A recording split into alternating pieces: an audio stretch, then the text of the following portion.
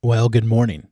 I'm Daniel Dalp, and this is For Your Sunday Morning Drive, the short podcast with the goal of providing some motivation, some drive, and encouragement on your way to worship and helping you recenter your mind on those spiritual things on hectic Sunday mornings. We are brought to you by the Ministry League network of podcasts. Ministry League offers some awesome resources and other shows that you can listen to and find, all of them free and all of them available through their app or through ministryleague.com. I'm so thankful that you're making us a part of your weekly routine. If you do have time or you have a moment, give us a share with a friend and leave us a rating or review wherever you listen. Let's go ahead and get the show on the road. This is episode 62, Salt and Sugar. Let's go to church.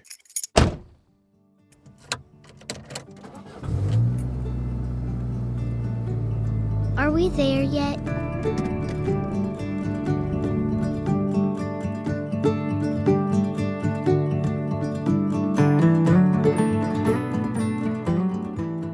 Have you ever heard the phrase, salt and sugar look the same? Now, I'd never heard it until recently, but it's true. And if you've ever reached into your pantry and grabbed the salt when you were meaning to grab the sugar, it'll be a jolt to your taste buds. Especially if it's an ingredient for cooking or baking, the end result just isn't going to come out quite right. And while they might look indistinguishable, their nature, their purpose, and their tastes are completely different. And that isn't to say that one is better than the other, but they're just both intended for different things. You can't just swap one out for the other when you're in a pinch. Here's an example. During the COVID years, it seemed that people got into one of three things. You either made bread, you were either getting chickens, or you were watching Tiger King. I am never going to financially recover from this. I got the first and the last one. One of those times I was trying to make bread. I was using this recipe and I happened to mix up the salt and the sugar. It wasn't great, but salt and sugar look the same. So how was I to know? If you pay attention, that is a pretty easy thing to solve. But how do we solve this problem in a more spiritual sense? Well, it's solved through discernment. And I think there is some spiritual, if not some practical application that we can take away from this old saying. Not everything that looks good is good for us. And this can take all kinds of forms and it can manifest in all different kinds of ways. For instance, in our relationships.